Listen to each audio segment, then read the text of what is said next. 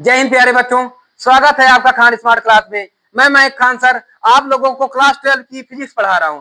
Class 12 की physics बहुत ही दमदार, बहुत ही मजेदार किताब है, बहुत ही मजेदार बुक है। इसको पढ़ने में बहुत मजा आती है। पहली यूनिट में चार्ज जो हम बेसिक से बचपने से खेलते आए हैं, जब कंघी कंघा किया करते थे और कंघी करके जब कागज के टुकड़े को उठाते थे, तो ये हमें बचपन में तो पता नहीं चला था कि आखिर ये है क्या।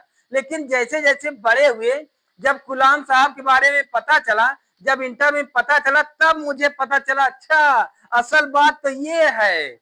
जी हाँ, सही बात तो ये है। जब हमने इससे पहले वाले वीडियो में आवेश को यानी चार्ज को खूब अच्छी तरीके से समझाया, तब वहां पर एक बात तो पता चली हमें कि ये जो स्वेटर उतारते वक्त चुन्न चुन्न की आवाज आती है और यह अंधेरे में एक लाइट सा चमकती है, ये इसी को आवेश कहते हैं। इसी को आवेश कहते हैं। ये बात तो पता चल गई कि आवेश को हमें महसूस करना हो तो ये तो हम अंदाजा लगा सकते हैं। या कंघी से जो तेल लगाए हो तो देखो कितना, या ना लगाए हो रगड़ो बालों में तो आ जाती है। ये हमारे बचपन का खेलना हमें बहुत कुछ सिखाया। तो आजकल के बच्चे शायद ही इस पर होते हैं। अब तो पबजी, 3G, 4G, पता नहीं कौन कौन सी जी, बस गुरु जी को छोड़कर पूरा जी। तो यही इसीलिए थोड़ा कहीं ना कहीं हो सकता है अनकंफर्टेबल हो बच्चे, बट लेकिन ये सीखने के लिए आपको खान स्मार्ट क्लास जरूर सिखाएगा कि आप कैसे अपने बचपने को फिर से पा सकते हैं, कैसे सीख सकते हैं। देखिए, क्लास 11 में न्यूटन बाबा साहब ने क्या बताया था। जब कोई दो वस्तु कहीं मतलब कोई एक वस्तु फेंकी जाए तो एक दूसरे दो वस्तु एक दूसरे को अपनी ओर आकर्षित करती हैं, है ना। न्यूटन बाबा ने बताया था ना ये बात को भैया। न्यूटन बाबा ने बताया था दो वस्तु अगर है तो ये एक दूसरे को अपनी ओर आकर्षित करेंगी, है ना। और इनके बीच की मान लो जो दूरी है आर स्क्वायर है ना। इनके बीच की जो दूरी है ये द्रव्यमान मान लो इसका मास m1 है, इसका m2 है ना। और इस पर लगाया गया बल इन दोनों के समानुपाती और विपरीतानुपाती होता है ना। ये सिखाया गया था। न्यूटन बाबा ने कहा था यह प्रोपोर्शनल m1 m2 और एफ इनडायरेक्टली प्रोपोर्शनल 1/r², है ना। इनकी दूरी के व्युत्क्रम के इनकी दूरी के वर्ग के व्युत्क्रमानुपाती होता है। इसको सिखाया था। तो जब न्यूटन बाबा ने ऐसा कहा था 1785 में, ये गुलाम साहब ने कहा भाई ये बात तो सत्य है। जब दो चार्ज है, दो आवेश हैं, ये भी तो आपस में एक दूसरे को खींचते हैं। इनमें तो वही बात है, इनमें भी खास है। तो वही बताएं कि भैया यही जो न्यूटन बाबा ने दिया था ना, यही तो है भैया, यही तो कुछ आवेश को भी सिखाता है। तो बस यही के स्थान पर इन्होंने कहा, गुलाम बाबा ने कहा कि ये जो यहाँ पर ये है भैया मास है, तो हम कर देते हैं दो चार्जेस, इसको Q1 इसको Q2, इनको भी इनकी दूरी r² कर दें, है ना। यहां पर निकालने के लिए एफ प्रोपोर्शनल m1 m2 अपान r² लगा था, है ना। और इन पर करोगे तो एफ प्रोपोर्शनल Q1 Q2 और एफ प्रोपोर्शनल 1/r², या इनको जब आप करोगे तो एफ प्रोपोर्शनल Q1 Q2 अपान r²। ये किया गया। फिर न्यूटन बाबा ने कहा था इनको जब बराबर हटाओगे, जब बराबर लगाओगे तो एक कांस्टेंट लगा देना।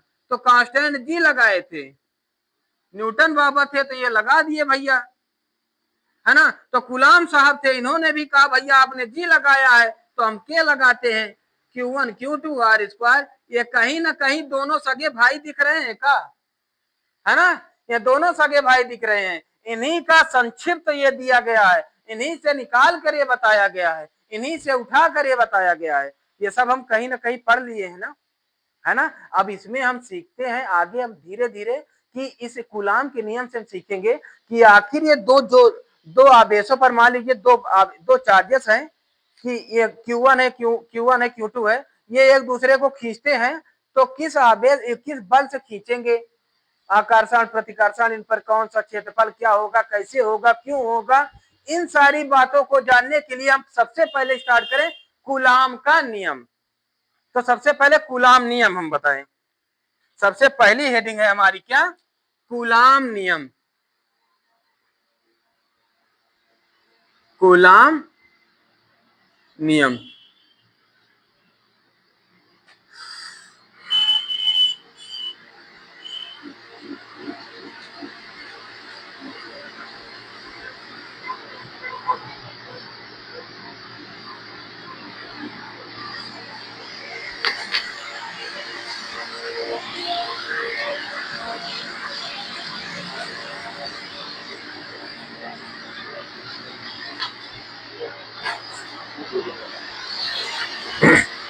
तो देखिए, कूलाम साहब ने कहा था कि दो आवेशों के बीच लगने वाला आकर्षण या प्रतिकर्षण बल, इसको पहले थोड़ा समझ जाएं। कूलाम साहब ने कैसे कहा था? The attracting force of two charges, the attracting force of two charges, attracting और डिस्ट्रैक्टिंग, है ना, आकर्षण या प्रतिकर्षण बल। ठीक है, तो कैसे कहा था? कहें कि भाई देखो, ये दो चार्ज हैं, मान लो एक ये 2 पॉइंट दे रहे हैं कूलाम साहब, इसको कहें, इसको मान लो Q1, इसको कहें मान लो Q2, है ना, दो चार्जेस हैं भाई। देखो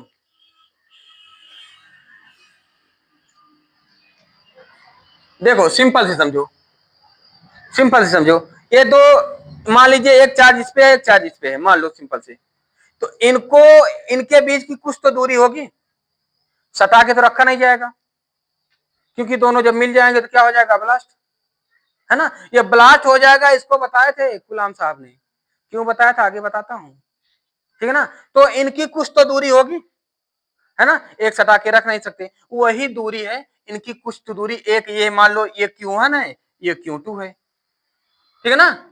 अब हम इसको बताते हैं, पूरा समझाते हैं और वापस फिर आते हैं।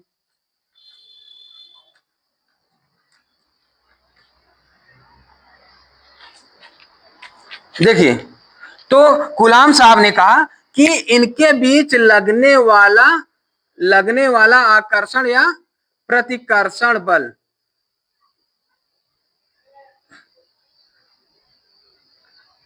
इनके आवेशों के गुणनफल तथा इनके बीच की दूरी के वर्ग के व्युत्क्रमानुपाती होता है। देखो क्या कहा था कूलाम साहब ने कि, ध्यान से समझो, पहले पहले दो आवेशों पर, दो आवेशों पर लगने वाला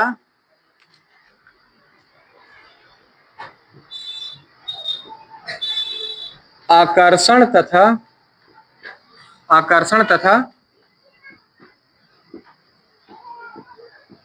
प्रतिकर्षण बल, लगने वाला आकर्षण तथा प्रतिकर्षण बल,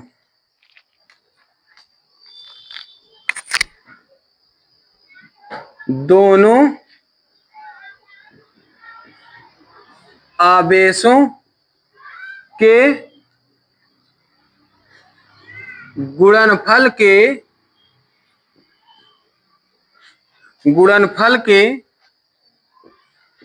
समानुपाती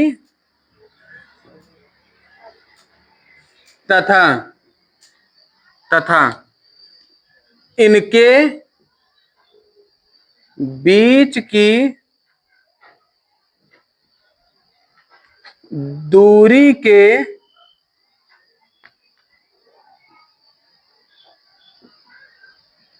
व्युत्क्रमानु और दूरी के वर्ग के, दूरी के वर्ग के व्युत्क्रमानुपाती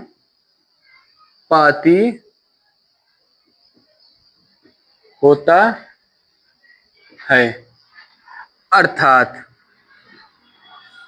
अब पहले एक एक चीज समझ लो तो आगे बताएंगे, है ना। क्या कह रहा है कि दो आवेशों पर लगने वाला आकर्षण तथा प्रतिकर्षण बल, दो आवेशों पर, मान लो अभी जो बताया था दो आवेश, ये दो आवेश मान लो ये दोनों है ना।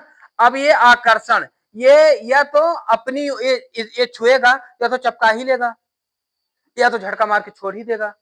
जब पकड़ लेता है तो आकर्षण, जब छोड़ देगा तो, है ना, तो समझ गए ना। तो इसी तरह कि दो आवेशों पर लगने वाला आकर्षण तथा प्रतिकर्षण बल, आकर्षण तथा प्रतिकर्षण बल, बल दोनों आवेशों के गुणनफल के समानुपाती होता है। दो आवेश कौन, Q1 और Q2, दोनों आवेशों के गुणनफल के समानुपाती, क्लियर, तथा इनके बीच की दूरी के, तथा इनके बीच की दूरी के वर्ग के व्युत्क्रमानुपाती होता है, क्लियर है। बस यही इतना समझना है भैया। अब यहां पर एक बात बताओ कि यहां पर देखो समानुपाती का भी चिन्ह वही है और व्युत्क्रमानुपाती का भी सिंबल वही है। तो कई बार बच्चे कंफ्यूज हो जाते हैं, सर ये प्रोपोर्शनल और इनडायरेक्टली प्रोपोर्शनल में अंतर क्या है, डायरेक्टली प्रोपोर्शनल और इनडायरेक्टली प्रोपोर्शनल में अंतर क्या है, यानी समानुपाती और व्युत्क्रमानुपाती में अंतर क्या है, कोई बता सकता है? नहीं ना, है ना, हम बताते हैं। जब समानुपाती होता है तो इसमें कोई बटे वाला नहीं होता, सिंबल वही होगी। ये देखो इसमें बटे का नहीं है ना, फ्रैक्शन में नहीं है ना, सीधा सीधा है, तो ये समानुपाती या अनुक्रमानुपाती है ना। और जब बटे में आ जाएगी तो यही हो जाएगी व्युत्क्रमानुपाती या इनडायरेक्टली प्रोपोर्शनल, ठीक है ना, इनडायरेक्टली प्रोपोर्शनल और ये डायरेक्टली प्रोपोर्शनल। क्लियर है इतनी बात, है ना। अब या फिर या एफ ये प्रोपोर्शनल, ये दोनों एक कर दो, Q1 Q2 upon R square कर सकते हो, या अब अगर ये आप जैसे वो न्यूटन साहब हटाए थे तो प्रोपोर्शनल हटा के आप कांस्टेंट लिखे थे ना, तो आप भी आप कूलाम साहब भी कहें कि भैया हमें लिख देना कूलाम साहब के Q1 Q2 upon R square, यही है हमारा क्या, कूलाम का नियम, यही है क्या हमारा कूलाम का नियम। जहां थोड़ा यहां जहां के इक्वल क्या है, कूलाम नियतांक या स्थिरांक, कोई नियतांक कोई कहते हैं, कूलाम नियतांक या परावैद्युतांक क्या कहते हैं,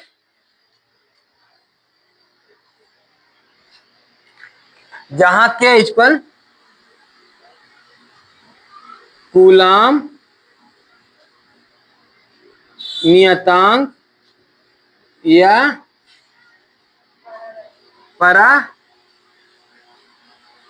जहां के इक्वल क्या, कूलाम नियतांक या परावैद्युतांक। अब या यही के इक्वल होता है, के इक्वल 1/4πε0। अब यही 1/4πε0 इक्वल होता है 9 × 10⁹। जब आप आंकिक यानी न्यूमेरिकल लगाएंगे तो हर जगह इसका उपयोग होगा। कम से कम 10 सवाल कराने के बाद ही मैं आगे बढ़ता हूँ, सबका जैसे सवाल कराते चल रहा हूँ, इसका भी कराऊंगा, कहीं नहीं जाऊंगा, सब कुछ बताऊंगा, ठीक है ना। तो अब ये यहाँ के स्थान पर आप ये रख दोगे, है ना, तो इसको हम थोड़ा यहां कर देते हैं, या proportional F equal 1/4πε0 Q1 Q2 upon R square, यही क्या है, यही कूलाम का नियम है। जहां ε0 को निर्वात या वायु की वायु की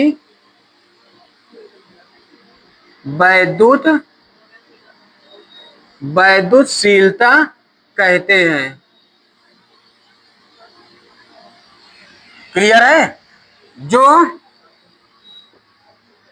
एप्सिलॉन जीरो इक्वल कितना होता है 8.85 इंटू 10 की पावर -12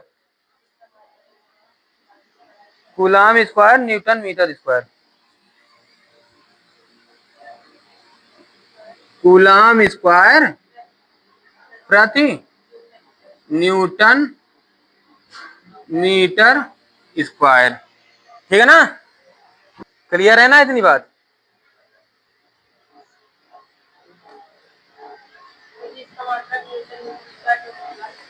इसका इसका ना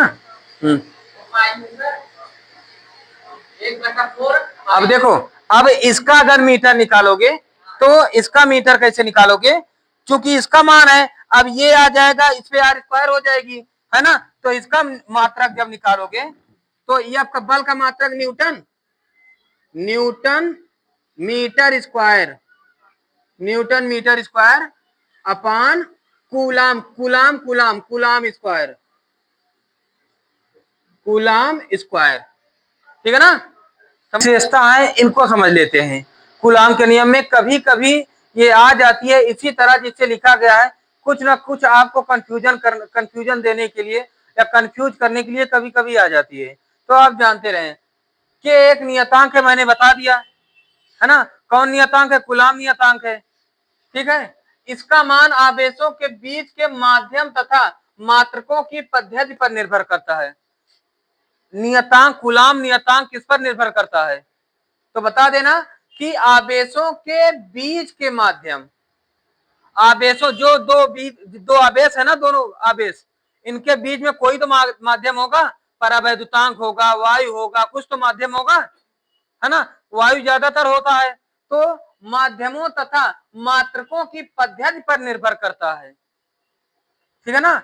यदि दोनों आवेश वायु के अतिरिक्त अन्य किसी माध्यम में रखे गए हों, तो वायु के अतिरिक्त अगर कहीं रखा गया है तो वहां पर परावैद्युतांक के लगा लेना।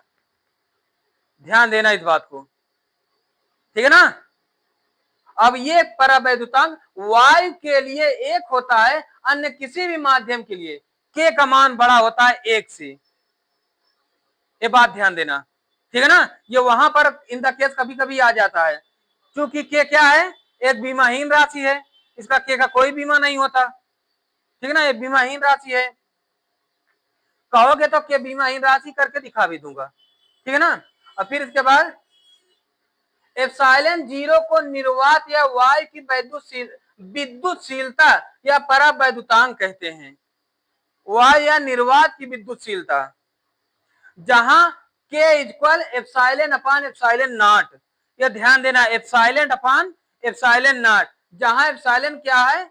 माध्यम की निरपेक्ष परावैद्युतशीलता, परावैद्युत बोल दिया, निरपेक्ष वैद्युतशीलता। ठीक है ना? निरपेक्ष वैद्युतशीलता के को माध्यम की विशिष्ट अथवा आपेक्षिक वैद्युतशीलता ER भी कहते हैं। थोड़ी 2-3 पॉइंट है, थोड़ा दिमाग पे रख लेना। ठीक है ना? वैद्युतशीलता माध्यम का गुण होता है जो के इक्वल इनफाइनाइट होता है, किस पर? धातु के लिए। ठीक है ना? किसी भी धातु के लिए। अब 2 चीजें बहुत आती हैं। पहला क्या आएगी? एप्सिलॉन जीरो का मात्रक। पहले तो मैं एप्सिलॉन जीरो को व्यवस्थित करके दिखा दूं, मात्रक आराम से निकाल लोगे। देखो, अभी सूत्र आपने क्या लिखा? F equal 1/4 pi epsilon zero into Q1 Q2 upon R square.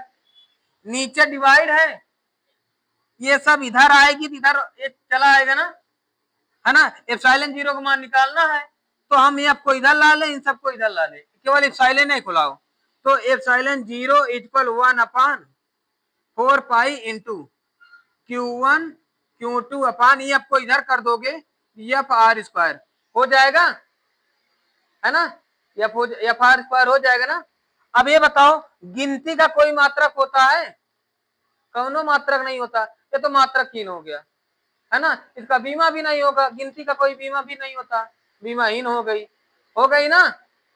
तो अब भैया क्या करोगे, तो जो इसका मात्रक निकालोगे एप्सिलॉन जीरो इक्वल आवेश का मात्रक कूलाम, तो यहाँ पर कूलाम कूलाम, इसका भी मात्रक कूलाम, कूलाम इंटू कूलाम अपान बल का मात्रक न्यूटन, न्यूटन, दूरी का मात्रक मीटर, यहां स्क्वायर है तो मीटर स्क्वायर। क्लियर है ना। तो इसको आप व्यवस्थित करना चाहो, कूलाम कूलाम स्क्वायर हम सी लिख दें, सी का स्क्वायर, कोई दिक्कत, अपान यहां न्यूटन को एन लिख दें, मीटर स्क्वायर, यही मैंने लिखा था अभी मात्रक में, है ना, यही लिखा था ना। अब आप बीमा निकाल लीजिए, इसका डायमेंशन एप्सिलॉन जीरो की बीमा। अब भैया देखो, अब यहां पर कूलाम कूलाम है, या आप कूलाम स्क्वायर लिखो, कूलाम, यहां पर कूलाम किसका है, चार्ज का, आवेश का ना। अभी तो नहीं, कक्षा 10 में आपने पढ़ा है, देखो Q इक्वल आई टी, ओ या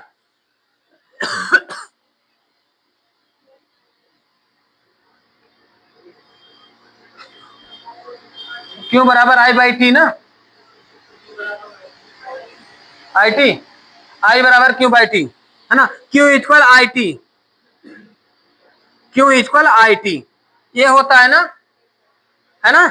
अब यहां पर Q का आई है एम्पियर, इसका मात्रक होता है ए, ओ सॉरी बीमा, ए होगा, टी का क्या होगा, टी, इसका डायमेंशन टी, 11 में पढ़ ही चुके हो, है ना। अभी कुछ देखो, हो सकता है कि अगले संडे को, आगामी संडे को हम बीमा निकालना पूरा बताएंगे, पूरा कैसे बीमा आप निकालोगे दमदार तरीके से, रट्टा मारना तो भूल ही जाओगे, है ना। तो ये हो गई 80, 80 हो गई, है ना। तो यानी यहां पर करोगे जब आप, तो ये हो जाएगा epsilon zero equal A T का स्क्वायर, है ना, अपान न्यूटन, बल का मात्रा क्या होता है, एम एल टी की पावर -2, इसका मात्रक होता है एम एल टी की पावर -2। क्लियर है। मीटर का मात्रक होता है यल, स्क्वायर है तो स्क्वायर, है ना। एक मिनट, थोड़ा हम ये मात्रक का पहचान जो करा दिए हैं, हाँ ये चीज ये गलत कर दिए, है ना, ये थोड़ा ये गलत कर दिए, ये यहाँ पर स्क्वायर, ये आप स्क्वायर यहाँ लगा दो, है ना, अब सही है, क्योंकि ये कूलाम स्क्वायर था ना, 80 स्क्वायर, है ना, बाहर आप यहाँ स्क्वायर नहीं लगा सकते, ये गलत माना जाता है, ठीक है ना, वो गलत तरीका माना जाता है। तो जब आप इसको सॉल्व करोगे तो ये हो जाएगा ए स्क्वायर टी स्क्वायर, हो जाएगी ना,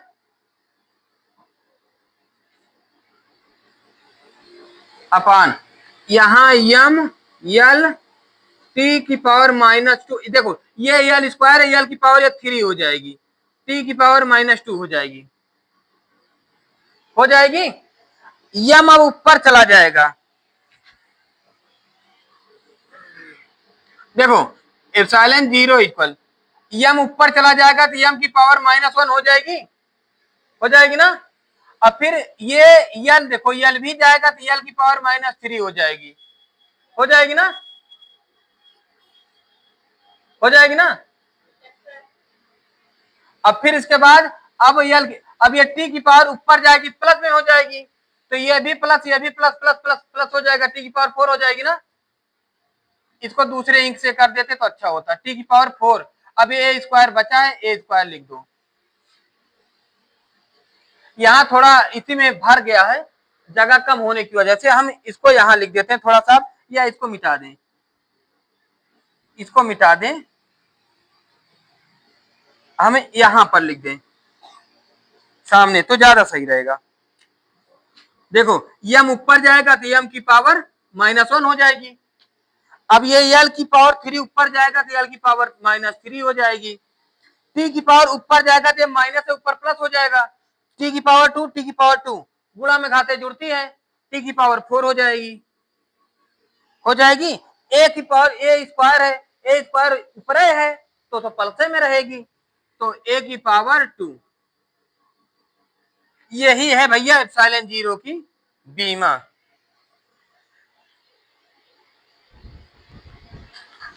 समझ गए? एप्सिलॉन जीरो की बीमा यही है। आराम से कुछ रट्टा नहीं मारना है। अभी जैसे मैंने बता दिया, मुझे तो पता था ml t की पावर -2, आप कैसे निकालोगे? आप कैसे निकालोगे भाइयों बहनों, आप कैसे निकालोगे? यही तो राज है। अरे मैं बोलना चाहता हूं कैसे निकालोगे भाइयों बहनों, कैसे निकालोगे?